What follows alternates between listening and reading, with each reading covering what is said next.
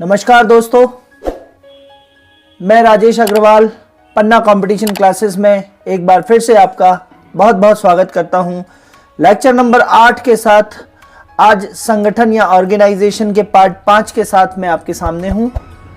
इसके पहले संगठन के पार्ट 4 कर चुके हैं और चौथे पार्ट में जो है वो संगठन के ढांचे के बारे में 7 स्ट्रक्चर कंप्लीट कर चुके हैं। इसके बाद आज एक नया टॉपिक शुरू करना है संगठन में, वो है संगठनात्मक चार्ट, जिसको बोलेंगे ऑर्गेनाइजेशनल चार्ट इंग्लिश में, और प्रत्यायोजन इंग्लिश में इसको कहते हैं डेलीगेशन। डेलीगेशन अंग्रेजी और हिंदी वर्ड दोनों पढ़ते जाइए। मैनेजमेंट में बहुत क्लिष्ट हिंदी होती है तो अंग्रेजी के वर्ड ज़्यादा आसान होते हैं, तो दोनों को ध्यान में रखिए।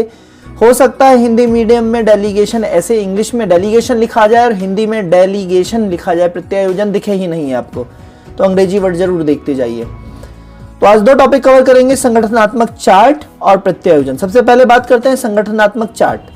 संगठनात्मक चार्ट क्या हो? संगठनात्मक चार्ट के द्वारा हम किसी कंपनी के समूचे संगठन को तथा कंपनी के विभिन्न भागों को और किसके द्वारा क्या कार्य संपादित किए जाएंगे तथा विभागों के अंतर संबंधों को समझ सकते हैं। चार्ट के द्वारा हम क्या समझ सकते हैं? कंपनी के समूचे संगठन को समझ सकते हैं, कंपनी के विभिन्न भागों को समझ सकते हैं, कंपनी के द्वारा क्या क्या कार्य संपादित किए जाएंगे ये समझ सकते हैं, तथा एक विभाग का दूसरे विभाग के साथ अंतर संबंधों को भी समझ सकते हैं। और ये संगठनात्मक चार्ट 3 प्रकार के होते हैं। पहला है लंबवत चार्ट या पिरामिडल चार्ट, जो परंपरागत होता है पिरामिड आकार का। वर्टिकल चार्ट, इसी को बोलते हैं टॉल स्ट्रक्चर। दूसरा होता है समतलीय या क्षैतिज चार्ट, इंग्लिश में हॉरिजॉन्टल या फ्लैट स्ट्रक्चर। टॉल और फ्लैट में डिफरेंस जरूर आएगा परीक्षा में, सो आप ध्यान दीजिएगा जरा इस पे। और तीसरे प्रकार का चार्ट है वृत्ताकार चार्ट, जिसको बोलते हैं सर्कुलर या कॉन्सेंट्रिक चार्ट। ठीक है, तो पहले प्रकार के चार्ट की बात करते हैं, जिसका नाम है लंबवत चार्ट या इसी को बोलते हैं वर्टिकल या पिरामिडिकल चार्ट। परंपरागत रूप से सबसे ज्यादा यही चार्ट उपयोग में लाए जाते हैं। तो प्रश्न बनता है परंपरागत रूप से सबसे ज्यादा कौन सा चार्ट उपयोग में लाया जाता है? तो लंबवत चार्ट। यह अधिकारों तथा संप्रेषण के लंबवत प्रवाह को दिखाता है ना। अधिकार ऊपर से नीचे कैसे चले हैं और सूचना का संप्रेषण ऊपर से नीचे कैसे होगा ये दिखाता है। आसानी से पढ़ा समझा जा सकता है और आसानी से इसका चार्ट या चित्र बनाया जा सकता है। For example board of directors हैं, तो बोर्ड ऑफ डायरेक्टर्स के नीचे जो हो जाएंगे वो हो जाएगा मैनेजिंग डायरेक्टर। मैनेजिंग डायरेक्टर के नीचे हो जाएगा कंपनी का प्रेसिडेंट। कंपनी के प्रेसिडेंट के नीचे हो जाएंगे वाइस प्रेसिडेंट सेल्स डिपार्टमेंट का, वाइस प्रेसिडेंट मार्केटिंग डिपार्टमेंट का, वाइस प्रेसिडेंट फुल फॉर्म लिखा है vice president human resource department का, वाइस प्रेसिडेंट जो है वो प्रोडक्शन डिपार्टमेंट का, और भी कई सारे ऐसे डिपार्टमेंट। ठीक है, अब मान लीजिए वाइस प्रेसिडेंट मार्केटिंग के अंडर में जो है वो टेरिटरी मैनेजर है, टीएम कहलाता है। Territory manager east, territory manager waste India, territory manager north India, territory manager south India, territory manager central India. तो इस तरीके से ऊपर से नीचे तक बिल्कुल क्रम से और पूरी लंबाई में फैला हुआ अच्छा लंबा ऊंचा चार्ट कहलाता है लंबवत चार्ट। दोस्तों, क्या आप भी लगातार तैयारी के कारण नहीं बना पा रहे हैं अपने मैनेजमेंट सब्जेक्ट के प्रॉपर नोट्स? तो ज्वाइन कीजिए हमारे पटवारी मैनेजमेंट सब्जेक्ट के कंप्लीट कोर्स को, जिसमें आपको मिलेगा recorded classes, all lecture PDF notes, test series. यह केवल इसकी फीस केवल 99 रुपए है। तो अभी व्हाट्सअप कीजिए इस कोर्स को ज्वाइन करने के लिए 90 39 53 44 79 पर। दोस्तों, यदि आपको नोट्स बनाने में टाइम लग रहा हो, परेशानी हो रही हो, तो आप टेलीग्राम चैनल पर जाके हमारे नोट्स वहां से एक्सेस कर सकते हैं और आपके लिए बहुत मेहनत से सारे नोट्स बनाए जा रहे हैं। सो आप वहां टेलीग्राम चैनल से एक्सेस करें और बेल आइकन को प्रेस करते रहें। अब बात करें, यदि इस संरचना से, कौन सी संरचना पीछे पेज में? लंबवत संरचना या चार्ट। यदि इस संरचना से मान लीजिए वाइस प्रेसिडेंट वाला पूरा पदक्रम हटा दिया जाए तो यह संरचना टॉल से फ्लैट हो जाएगी। देखिए मैं फिर से दिखाता हूं आपको।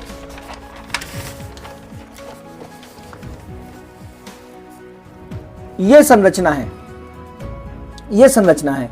इस संरचना में से यदि यह वाली लाइन पूरी हटा दी जाए, वाइस प्रेसिडेंट सेल्स वाली, प्रेसिडेंट के नीचे सीधे टेरिटरी मैनेजर आ जाएं, तो एक पूरा स्तर जो है वो गायब कर दिया। तो जो ये लंबाई थी, ये जो लंबाई थी, ये लंबाई जो है अब कैसी बदल गई? छोटी हो गई। टॉल स्ट्रक्चर से क्या हो गया? फ्लैट हो गया स्ट्रक्चर, है ना। ये टॉल था और ये फ्लैट हो गया, टॉल फ्लैट, टॉल फ्लैट। ठीक है, तो इस तरीके से आपको ध्यान में रखना है। यदि उक्त संरचना से मान ली वाइस प्रेसिडेंट वाला पूरा पदक्रम हटा दिया जाए तो ये टॉल स्ट्रक्चर से फ्लैट स्ट्रक्चर हो गई, अर्थात लंबवत से कैसी हो गई, क्षैतिज। अब इसका दूसरा तरीका क्या हो सकता है कहने का कि अर्थात जब जॉब से लोगों को निकाला जाता है, हटाया जाता है, इसी के लिए एक एचआर में टर्म है एट्रीशन। एट्रीशन का मतलब होता है लोगों का जल्दी जल्दी जॉब छोड़कर जाना। कंपनी की ह्यूमन रिसोर्स पॉलिसी इतनी खराब होती है, समय पे सैलरी ना आना और लोगों के साथ अच्छा व्यवहार ना करना, है ना, जैसे, है ना, तो इसको बोलते हैं जॉब का एट्रीशन होना, लोगों का जॉब जल्दी जल्दी छोड़कर जाना। इससे कंपनी की छवि खराब हो जाती है। टर्नओवर, एम्प्लॉय अपनी इच्छा से जल्दी जल्दी कंपनी बदलता है एक कंपनी से दूसरी कंपनी, तो कंपनी का टर्नओवर ज्यादा होता है। और पिंक स्लिप मतलब इस्तीफा किसी को देना, पिंक स्लिप पकड़ाता है ऊपर का मैनेजमेंट नीचे के कर्मचारी को, यदि कोई अच्छा काम नहीं कर रहा है तो इस्तीफा दिलवाना, या किसी को पिंक स्लिप अगर पकड़ा दी है तो मतलब तुम कंपनी इतने दिन में छोड़ दो, 1 महीने का टाइम है, तो पिंक स्लिप। तीनों कंडीशन में एम्प्लॉय जो है कंपनी को छोड़ के जाता है, चाहे एट्रीशन हो, चाहे टर्नओवर हो, चाहे पिंक स्लिप हो। तो अगर एम्प्लॉय छोड़ के जाएंगे तो संगठन का चार्ट कैसा होगा, लंबवत से क्षैतिज की तरफ बढ़ता चला जाएगा, है ना। लंबवत मतलब बीच के लोग हटते चले जाएंगे, तो टॉल से फ्लैट स्ट्रक्चर होता जाएगा। यहाँ से एग्जाम में जरूर आएगा, यहाँ से, सो ध्यान रखिएगा। दूसरे प्रकार का चार्ट जो है वो है समतलीय चार्ट, जिसको फ्लैट स्ट्रक्चर बोला गया है या क्षैतिज स्ट्रक्चर बोला गया है। For example chief managing director है कंपनी का, और चीफ मैनेजिंग डायरेक्टर के नीचे जो है वो प्रेसिडेंट और वाइस प्रेसिडेंट जो पीछे थे वो है ही नहीं। डायरेक्ट कौन आ गए हैं, territory manager first, territory manager second, territory मतलब एक क्षेत्र, है ना, suppose east zone, west zone, north zone, south zone, तो इस तरीके से। तो हर एक टेरिटरी मैनेजर के बीच कोई जोनल मैनेजर नहीं, कोई ब्रांच मैनेजर नहीं, कोई असिस्टेंट ब्रांच मैनेजर नहीं, कोई टीम लीडर नहीं। डायरेक्ट कौन आ गए हैं, सेल्स के बंदे आ गए हैं। टेरिटरी मैनेजर के नीचे सीधे सेल्स के बंदे आ गए हैं। तो सेल्समैन 1, ऐसे 5 सेल्समैन जो हैं टेरिटरी मैनेजर 1 के अंतर्गत आ गए। तो बीच में देख रहे हैं बहुत सारे जो हैं ऐसे पद गायब हो गए हैं। टेरिटरी मैनेजर के नीचे जोनल मैनेजर हो सकते थे कई सारे, जोनल मैनेजर, एक जोनल मैनेजर के नीचे कई सारे ब्रांच मैनेजर हो सकते थे, वो सब गायब हैं। तो बीच में ना कोई प्रेसिडेंट है ना कोई मैनेजर है, सीधे सेल्स फोर्स है। अतः स्तर बीच के कैसे हो गए, कम हो गए, इसी को बोलते हैं फ्लैट स्ट्रक्चर। ठीक है, तो टॉल स्ट्रक्चर से फ्लैट स्ट्रक्चर बनाना, और फ्लैट स्ट्रक्चर को यदि टॉल स्ट्रक्चर बनाना हो तो क्या करेंगे, कंपनी में विभिन्न पद बीच में क्रिएट किए जाएंगे और उन पदों पे लोगों की भर्ती की जाएगी, है ना। ठीक है, तो इस तरीके से ध्यान रखना है आपको। तीसरे प्रकार का जो संगठन का चार्ट है वो है वृत्ताकार संगठन का चार्ट। आसान है, मान लीजिए चीफ मैनेजिंग डायरेक्टर है और चीफ मैनेजिंग डायरेक्टर को डायरेक्ट रिपोर्ट करते हैं manager sales, manager finance, manager operations, manager marketing और मैनेजर प्रोडक्शन, और ये सारे आपस में भी इंटरलिंक्ड है। तो ये कैसा है, वृत्ताकार है, ये चीज वृत्ताकार है, वृत्ताकार संगठन चार्ट कम इंपॉर्टेंट है। और मैनेजर फाइनेंस के अंदर में अकाउंटेंट भी हो सकते हैं, ऑडिटर्स भी हो सकते हैं, कई लोग हो सकते हैं, तो इसको वृत्ताकार संगठन चार्ट बोलते हैं, है ना। अब दूसरा टॉपिक आज का है अधिकार अंतरण, या इसी को बोलते हैं भारार्पण, या इसी को बोलते हैं प्रत्यायोजन, इंग्लिश में बोलते हैं डेलीगेशन, डेलीगेशन ऑफ अथॉरिटी। अपने डेलीगेट्स बनाना, डेलीगेट्स बनाना मतलब प्रतिनिधि बनाना, है ना। जैसे हमारे प्रतिनिधि, जैसे मान लीजिए कि पापा कहीं शादी में नहीं जा पा रहे, तो पापा की जगह आप जाते हैं शादी में, तो आप पापा के प्रतिनिधि हो गए। ठीक है, तो पापा का अधिकार आपको मिला हुआ है उस शादी में जाने का। ठीक है, तो ये कहलाता है प्रत्यायोजन। अकेला चना भाड़ नहीं फोड़ सकता, है ना, अर्थात एक व्यक्ति या मैनेजर जो है उस विभाग के सारे काम अकेले स्वयं नहीं कर सकता, अतः उसे कम महत्वपूर्ण कार्यों को, ये इंपॉर्टेंट है, कम महत्वपूर्ण कार्यों को अपने से नीचे वाले कर्मचारी को सौंपने पड़ते हैं, साथ ही कुछ अधिकार भी सौंपने पड़ते हैं। ठीक है, पापा सब्जी भी ले आए, पापा गैस भी भरवा लाएं, पापा जॉब भी कर लें, है ना, पापा शादी में भी चली जाएं, पापा रिश्तेदारी में भी चले जाएं, ऐसा नहीं हो सकता। तो सब्जी भाजी सिलेंडर भरवाने का काम आपको सौंपा जा सकता है, और उसके लिए आपको कुछ अधिकार भी दिए जाएंगे, कुछ पैसे भी दिए जाएंगे, है ना। तो कम महत्वपूर्ण कार्यों को अपने से नीचे वाले कर्मचारी को सौंपना क्या कहलाता है, प्रत्यायोजन, और साथ में उसको अधिकार भी सौंपना पड़ता है, यही डेलीगेशन कहलाता है। फॉर एग्जाम्पल आपने देखा होगा कि विधायक प्रतिनिधि होते हैं, उनने कहा साहब पुलिस जो है विधायक का प्रतिनिधि पुलिस डिपार्टमेंट के लिए, विधायक का प्रतिनिधि मीडिया प्रतिनिधि, विधायक का वाणिज्य प्रतिनिधि। विधायक सारे काम नहीं डील कर सकता, तो वो अपने क्या बना देता है, प्रतिनिधि। ठीक है, तो ये क्या है, विधायक प्रतिनिधि बनाना डेलीगेशन है या प्रत्यायोजन है, विधायक द्वारा अपने से नीचे वाले साथियों को।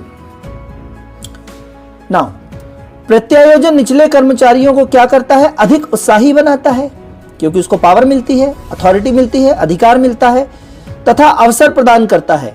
उसे कार्य से संबंधित सभी अच्छाइयां और त्रुटियां जो हैं अपने प्रत्यायोजक को बतानी चाहिए। जिस व्यक्ति ने कार्य आपको सौंपा है वो प्रत्यायोजक कहलाता है, डेलीगेटर कहलाता है। तो यदि नीचे वाले कर्मचारियों को कोई परेशानी आ रही है, कोई समस्या है, कोई अच्छा है, कुछ बुरा है, तो उसको, उस व्यक्ति को वो कार्य जरूर बताना चाहिए जिसने उसे ये कार्य सौंपा है। ठीक है, तो ये सब बताना चाहिए। नोट, प्रत्यायोजन में अधीनस्थ यदि कार्य में सफल हो, ये बहुत इंपॉर्टेंट मैनेजमेंट का कंसेप्ट है कि प्रत्यायोजन में अधीनस्थ, जिसको आपने काम को दिया है, डेलीगेट किया है, तो प्रत्यायोजन में अधीनस्थ यदि कार्य में सफल हो तो क्रेडिट उसको दे दो, वाह यार तुमने अच्छा कर दिया। लेकिन यदि वो असफल हो जाए तो जिम्मेदारी बॉस को स्वयं ले लेनी चाहिए। यही प्रबंधक का विशेष गुण होता है ना।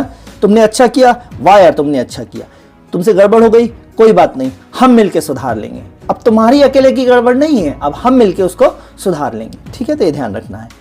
और आज का दूसरा नोट क्या है कि उत्तरदायित्व अर्थात रिस्पॉन्सिबिलिटी और जवाबदेही, या उत्तरदायित्व और उत्तरदेयता, हिंदी मीडियम वाले अच्छे से समझ लें। उत्तरदायित्व और उत्तरदेयता अलग चीज है। उत्तरदेयता का मतलब है जवाबदेही या अकाउंटेबिलिटी। उत्तरदायित्व, जो कार्य सौंपा है उसे निभाना उत्तरदायित्व है। ठीक है, और प्रत्यायोजन या डेलीगेशन से क्या आता है? उत्तरदायित्व आता है काम करने का। जवाबदेही से क्या तात्पर्य है? तात्पर्य है जो अंतिम परिणाम आएगा, अच्छा या बुरा, सही या गलत, उसकी जिम्मेदारी कौन लेगा, यह कहलाता है जवाबदेही तय की जाती है ना। गलत हुआ तो कौन जिम्मेदार है, सही हुआ तो कौन जिम्मेदार है। ठीक है, और उत्तरदायित्व सौंपने का परिणाम जवाबदेही है। किसी को उत्तरदायित्व मिला है, अब उस उत्तरदायित्व को उसने सही निभाया कि गलत निभाया, उसका परिणाम क्या है? जवाबदेही।